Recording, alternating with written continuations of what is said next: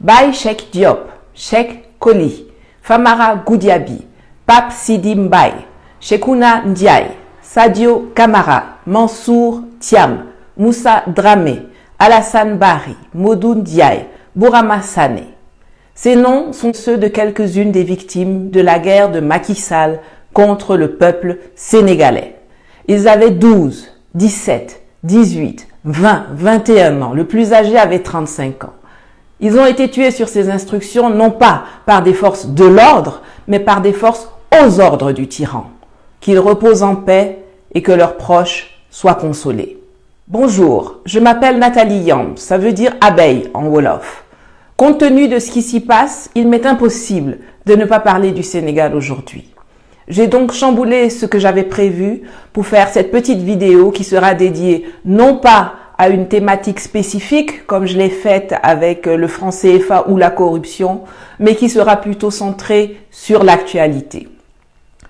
Pour d'une part, exprimer encore une fois mon soutien à toutes celles et tous ceux qui se battent fièrement et courageusement pour la liberté et l'état de droit au Sénégal, et pour vous dire 2 ou 3 choses qui vont sans doute piquer certains, mais c'est la marque de fabrique d'une abeille, n'est-ce pas?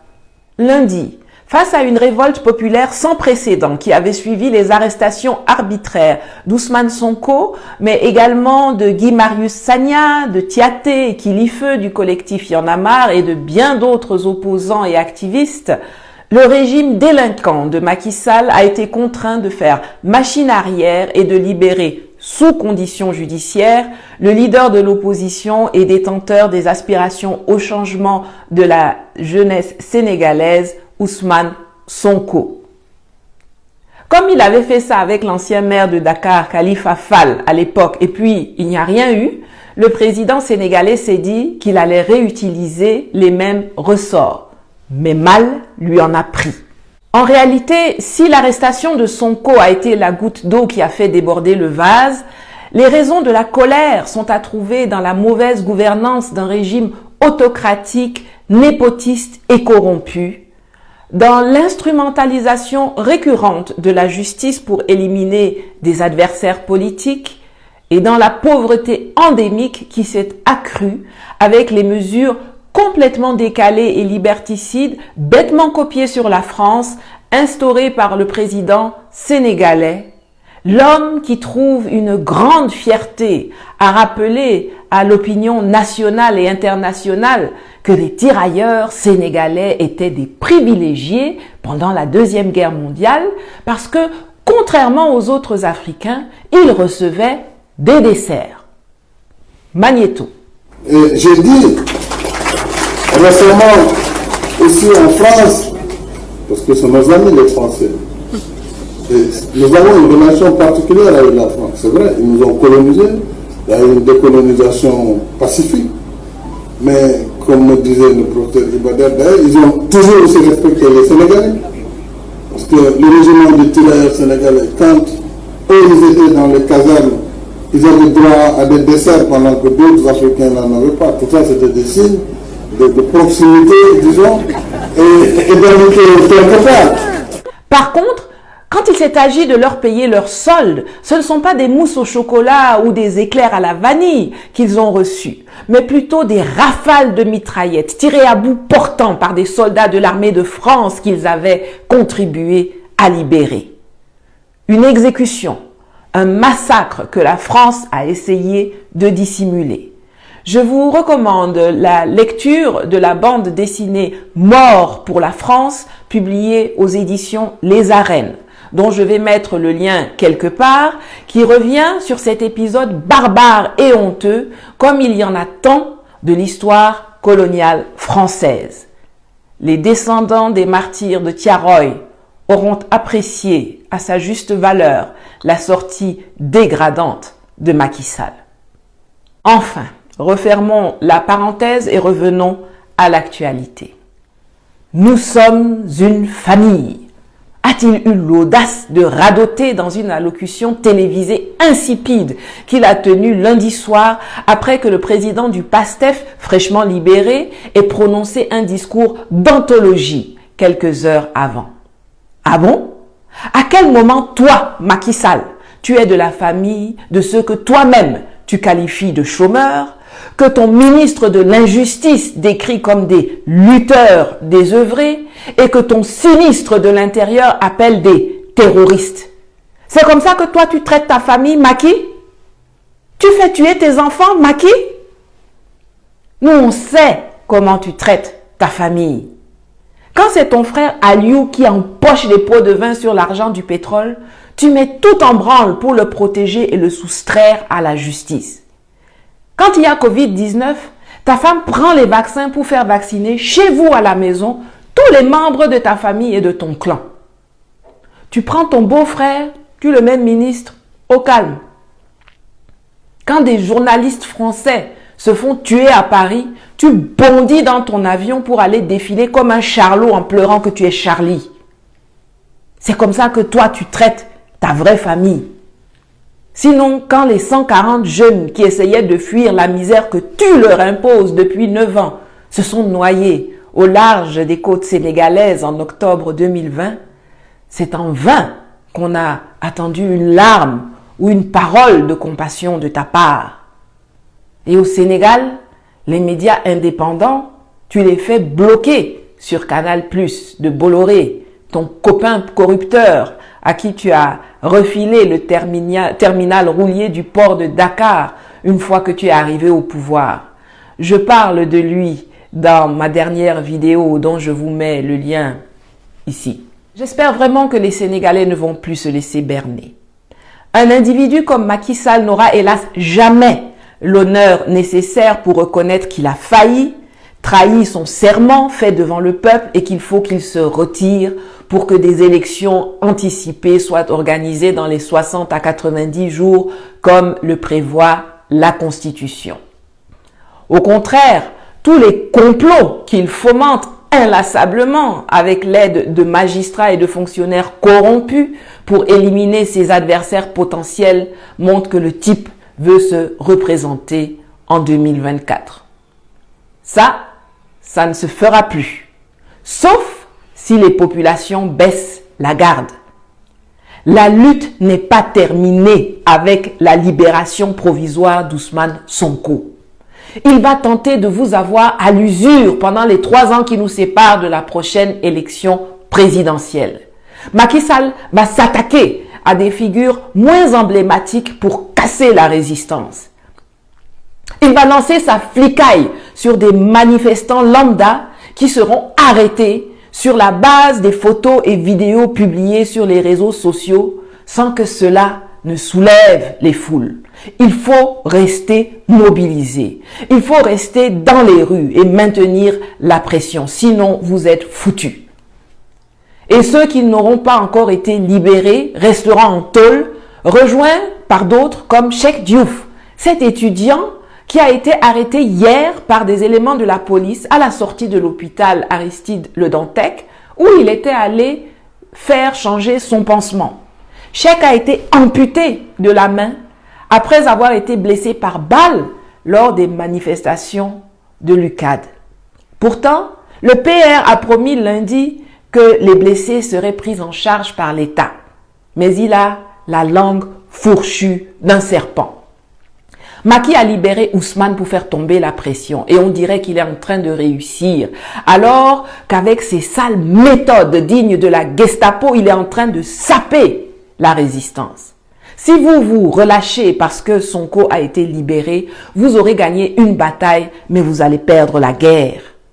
Quand tu as assommé un serpent, si tu ne vas pas jusqu'au bout en lui écrasant la tête, il ne faut pas t'étonner qu'il te morde quand il retrouve ses esprits. Ne faites pas cette erreur, ne laissez aucun répit à Macky Sall. Il faut qu'il démissionne, il faut le déloger du palais. Macky Sall n'est pas seulement fort dans vos riens, c'est aussi un rusé.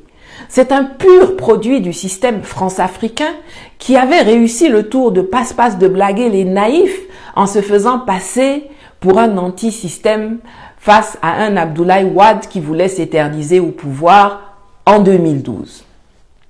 Maintenant que le masque est tombé, que le voile est déchiré, tout le monde voit qui il est vraiment. un serviteur zélé des intérêts français et de ceux de son clan. Ce n'est pas par hasard que pendant que Ousmane Sonko commémorait les morts pour la patrie, Macky Sall a préféré se lamenter à propos des supermarchés français détruits ou pillés lors des manifestations. D'ailleurs, parlons de cela. Je ne peux pas terminer cette vidéo sans évoquer M. Edgar Bonte, le président de Auchan Retail. Dans une communication sur son profil LinkedIn le vendredi 5 mars 2020, le sieur, avec toute la condescendance qui fait partie du pédigré des patrons de multinationales françaises, dit, et je le cite, « S'attaquer à Auchan en croyant viser les intérêts français est une erreur de cible et est négatif pour le Sénégal lui-même. Au Sénégal, nous faisons vivre près de 1700 familles sénégalaises. Nous permettons à plus de 500 producteurs et industriels sénégalais de se développer et d'embaucher. Nous répondons par des prix bas et des produits de qualité aux besoins alimentaires et d'équipement des Sénégalais et les millions d'euros de taxes et d'impôts que nous payons chaque année contribuent au développement du Sénégal. » Fin de citation. Ah bon? Toi, Edgar Bonte, tu as vu le Sénégal développer? Selon les chiffres du PNUD et de l'Institut des statistiques de l'UNESCO, 99% de la population âgée de 15 ans et plus en France sait lire et écrire. Au Sénégal, ce sont seulement 49,7%. Cela signifie que plus de 50% de la population est analphabète. Il est où le développement? Quand tu regardes la gueule des hôpitaux au Sénégal et puis celle des hôpitaux en France, ça te semble être même chose?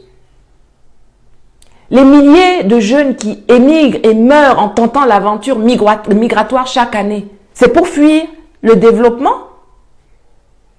Vous vous installez partout et ce faisant, vous causez la disparition de marchés traditionnels, ce qui précarise les gens. En 2018, votre chiffre d'affaires au Sénégal a augmenté de 152%. En 2019, il a encore augmenté de 27%. On dirait que la chose qui se développe le mieux, c'est votre compte en banque et vos dividendes familiaux. Tu dis que vous faites vivre 1700 familles sénégalaises. Vrai? Mais Edgar, l'Afrique, elle fait vivre la France. Sans l'Afrique, la France n'est rien, ni sur le plan économique, ni sur le plan diplomatique. Et puis moi qui parle là, j'ai été DRH dans des multinationales pendant des années en Afrique. Quand tu dis que tu fais vivre des familles sénégalaises, le salaire d'une caissière, du balayeur, du boucher chez Auchan Sénégal, c'est combien? Et par rapport au salaire du directeur financier expatrié du groupe, c'est combien? Non, monsieur le gendre du milliardaire Patrick Mullier qui paie 135 € d'impôts en Belgique avec une fortune de plus de 1,1 milliard d'euros. Non, tu ne fais pas vivre. Tu n'es le sauveur de personne au Sénégal. Tu exploites des travailleurs qui réussissent à faire survivre leur famille. Le jour où Sonko va arriver à la présidence de la République du Sénégal, ou plus tard en 2024, c'est là où on va voir combien d'impôts vous avez payés et combien d'impôts vous n'avez pas payés. Auchan appartient au groupe Mullier, qui est régulièrement indexé en Europe pour fraude fiscale et pour fuite de capitaux. Les affaires de double, triple, quadruple, quintuple comptabilité dans lesquelles la grande distribution est spécialisée en Afrique, ça prendra fin ce jour. Parce que Ousmane, il s'y connaît bien en la matière. C'est même parce qu'il dérangeait trop et posait beaucoup de questions jusqu'au Parlement que cet inspecteur des impôts a été radié de la fonction publique par Macky Sall en 2016. Mais comme disent les Américains, what goes around comes around. Ça se saura. Le moment où on va voir clair dans tout ça est proche. Faut pas être pressé, Edgar. En attendant, un conseil. Il faut faire profil bas. Parce que c'est ce genre de sorties hasardeuses et méprisantes qui vont faire que la prochaine fois, ce n'est pas seulement 14 magasins qui vont être détruits, mais les 17 restants aussi, et d'autres business et intérêts français par-dessus, et pas seulement au Sénégal, mais partout en Afrique. Nos présidents, qui sont vos contremaîtres, c'est quand on touche à vos affaires que ça leur fait mal. Ils sont l'infanterie d'un système auquel vous appartenez. Vous et eux, vos intérêts sont liés. La jeunesse sénégalaise, quand elle attaque Carrefour, quand elle attaque Total, quand elle attaque Auchan, elle sait pourquoi elle le fait. Elle ne se trompe pas d'adversaire, ni de cible. Et elle ne va pas se laisser complexer par votre vocabulaire bizarre.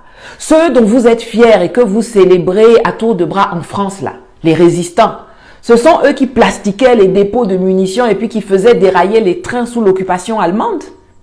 Alors vous avez le droit de célébrer vos résistants et nous, on doit gronder nos jeunes patriotes et vous laisser les qualifier de terroristes et de pilleurs? Jamais. Jamais. Voilà, c'est tout pour aujourd'hui. Je voudrais encore une fois redire mon admiration à toutes les dignes combattantes et combattants de la liberté au Sénégal. Je suis fière de vous. Vos parents, vos familles, les vrais, doivent aussi être fiers de vous. Ne relâchez pas la pression. La lutte est loin d'être terminée. Quant aux autres Africains qui regardent, j'espère que vous prenez des notes et que vous apprenez. Les Sénégalais étaient descendus dans la rue pour empêcher Abdoulaye Wade de barrer la route à la victoire de Macky Sall en 2016. Aujourd'hui, ce même Macky, pour qui ils se sont battus, les a salement déçus et trahis et les fait même tuer et arrêter. Mais ce n'est pas pour cela qu'ils s'assoient sur leurs talons pour pleurnicher et justifier leur lâcheté par le fait qu'ils ont été déçus et trahis par le passé. Au contraire, ils redescendent dans la rue exprimer la souveraineté du peuple avec encore plus de vigueur et de force qu'auparavant. C'est comme ça qu'on se comporte quand on est un vrai garçon, quand on est une vraie go. Pas les excuses bidons que j'entends trop souvent du côté des soi-disant locomotives du précaré colonial. Prenez-en de la graine et à la prochaine.